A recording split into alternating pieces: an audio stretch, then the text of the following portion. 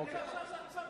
Sir, the second point is, it is overriding the Supreme Court judgment dated 11 May 2023. The Supreme Court judgment is very clear that Delhi state government is having absolute power, administrative as well as legislative supremacy is with the state government of Delhi. The intent of this bill is to override the Supreme Court. Sir, the third point. Sir, the third point. Please. Why you are having it? Sir, the third point. 239, Sir, through 239, clause 7 of Constitution of India.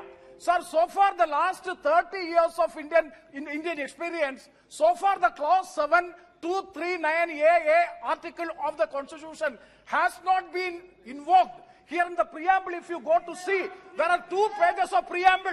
In preamble, sir, very valid point, sir. In preamble, nowhere it is stated that why clause 7, 239 is invoked is not being stated in the preamble. Preamble is incomplete. Therefore, I strongly oppose the bill in introducing.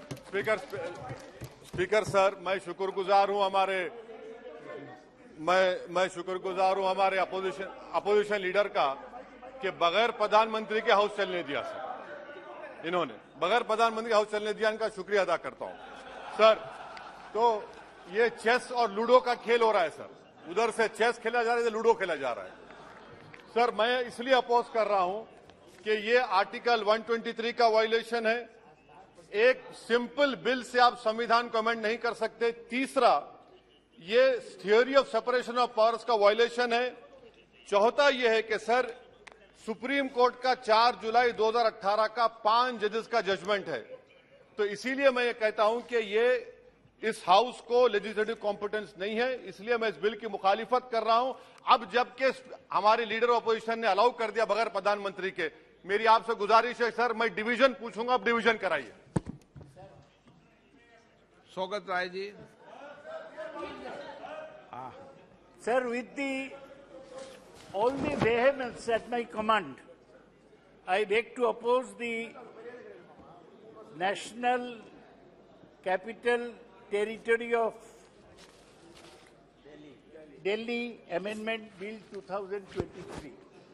As has been mentioned before, that this bill is well outside the legislative competence of Parliament, because the Supreme Court, in a passed a judgment in CA number 2357 of 2017 on 11th May 2023 in the matter of Government of NCT of Delhi versus Union of India. Now, to override the Supreme Court judgment, the government has brought forward a bill. This is totally autocratic. It abrogates. Sir, हो जाएगा sir. Sir, अब प्रेमचंद्रन को 4 बार मौका दिया, मुझे भी 1-2 बार दीजिए। Sir, complete. Sir, I want to say that this is total abrogation of the legislative power of the Union Capital Territory of Delhi under Article 239A of the Constitution. कल आपको पर्याप्त मौका दूंगा, चलाओ सदन, पूरा सबको मौका देंगे। अध्यक्ष पूरा समय, कल आप सबको पूरा समय दूंगा। अध्यक्ष महोदय, ये बिल पूरी तरीके से गैर कानूनी है। कानूनन बात करो। ये पूरी तरीके से गैर कानूनी है। आपको भी पता है, page 772 of Kaul and Shakdher practice and procedure of Parliament में। एक मिनट बैठिए। माननीय सदस्यगणों, मैं पुनः आपसे आग्रह करता हूं कि ये संसद है और संसद में बोलते समय हर शब्द का उच्चारण ठीक होना चाहिए। हमारे गौरव गोगोई जी उपनेता हैं, वो बोलते हैं आपको भी पता है। अगर मुझे पता होता तो मैं इस बिल को इंट्रोड्यूस ही नहीं करता। नो, मुझे पता होता तो मैं बिल को इंट्रोड्यूस कैसे करता। आप तो सीट पर आपत्ति पैदा कर रहे हैं कि मुझे पता है। मुझे पता होता तो मैं इंट्रोड्यूस कैसे मिलता, ये तो बहुत बड़ा विषय हो जाएगा। नो, इन शब्दों को वापस लो। ऐसे चलिए, चाहता हूं सर, मुझे संरक्षण की आपका संरक्षण चाहता हूं कि आपके पीठ से एक निर्देश जाए कि ये जो बिल है सब्सटेंटिव पॉलिसी नहीं है, और ये जो कॉल एंड शक्दर का जो लिखा है कि when a leave of house to the moving of a motion has been granted, no substantive motion on policy matter is to be brought before the House by the government till the motion of no confidence has been disposed of. Okay. Motion of disconfidence has not been disposed of. This is a substantive policy. It is illegal. Okay. It will be challenged, and this has no merit, sir. अब ruling दीजिए कि ये substantive. Thank you, sir. I too would like to oppose the introduction under Rule 72 of the Rules of Procedure, and particularly on the issue of legislative competence. I have 4 brief points, sir. First, the bill violates the defining feature of a federal democracy, the division of power. It undermines the Delhi Legislative Assembly and the Delhi government, and by trying to supersede the Supreme Court's decision on the matter, the union government appears to undermine the constitutional principle of federalism. Number 2, sir, just 4 quick points. Sankshipt mein bol raha hu. Number 2, the bill infringes the principle of representative democracy, which is a basic feature of the Constitution.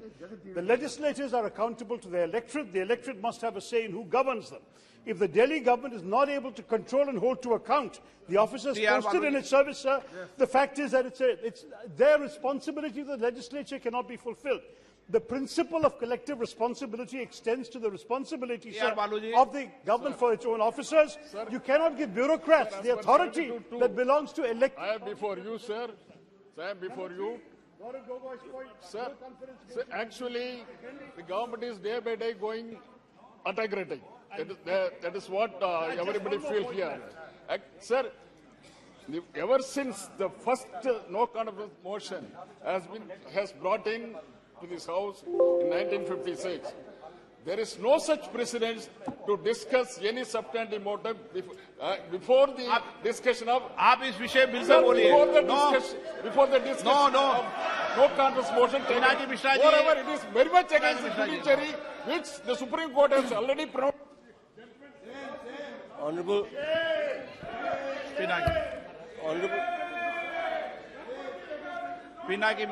Speaker, sir.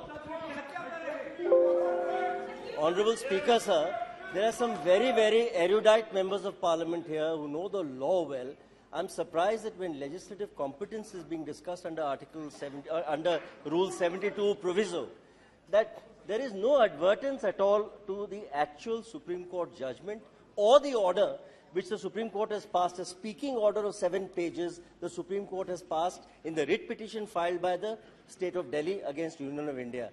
Now, kindly see what the Supreme Court in para 95 has said. It concludes about legislative competence. Please understand, the court says, however, if Parliament enacts a law granting executive power on any subject which is within the domain of NCTD, the executive power of the LG shall be modified to the extent as provided in that law. Government has brought out a law now pursuant to a Supreme Court empowering it. So how can you challenge legislative competence? How do you I can understand you vote against it. You can vote against it. You can vote no. On a point of law.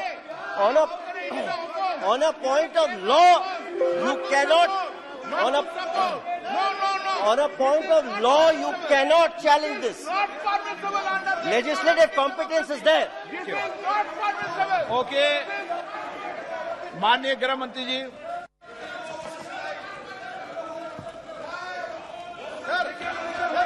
माननीय अध्यक्ष जी,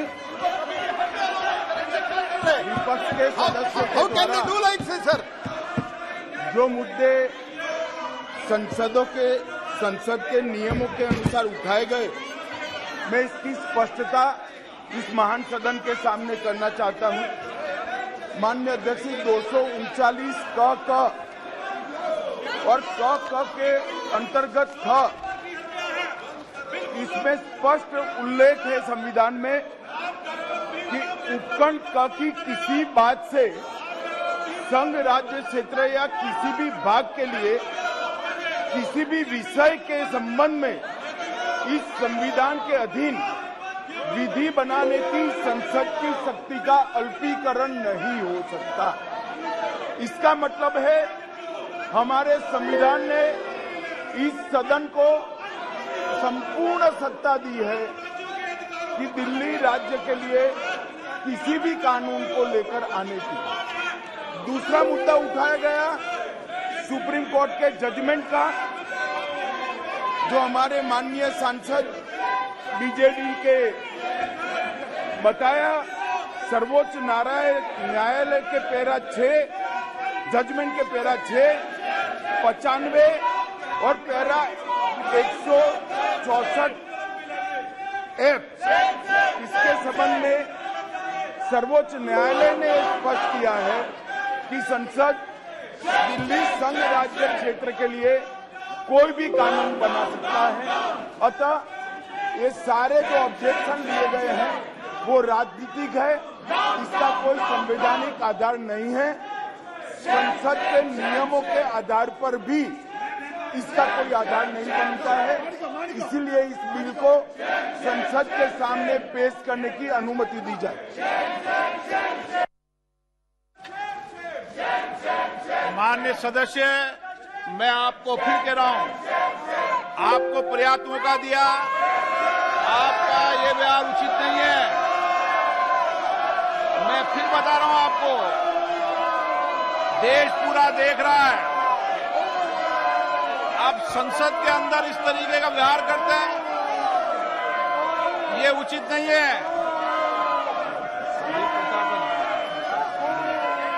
प्रश्न ये कि विधेयक को प्रस्तावित करने की अनुमति प्रदान की जाए। जो सदस्य इसके पक्ष में हाँ गए, जो सदस्य विरोध में ना गए, मेरे विचार में निर्णय हाँ वालों के पक्ष में, हाँ वालों के पक्ष में। माननीय मंत्री जी विधेयक को प्रस्तावित करें।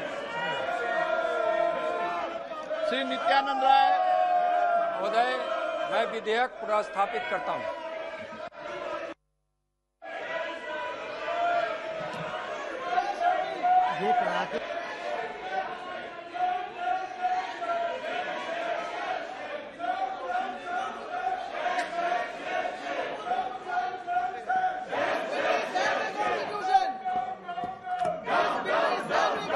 मैं फिर आपको चेतावनी दे रहा हूं कि मुझे कुछ सदस्यों के नाम करना पड़ेगा, नेम करना पड़ेगा। मैं आपको फिर चेतावनी दे रहा हूं कि अब सदन की गरिमा और मर्यादा बनाए रखने के लिए मुझे सदन में कार्रवाई करनी पड़ेगी। सदन की कार्रवाई 3 बजे तक के लिए स्थगित की जाती है।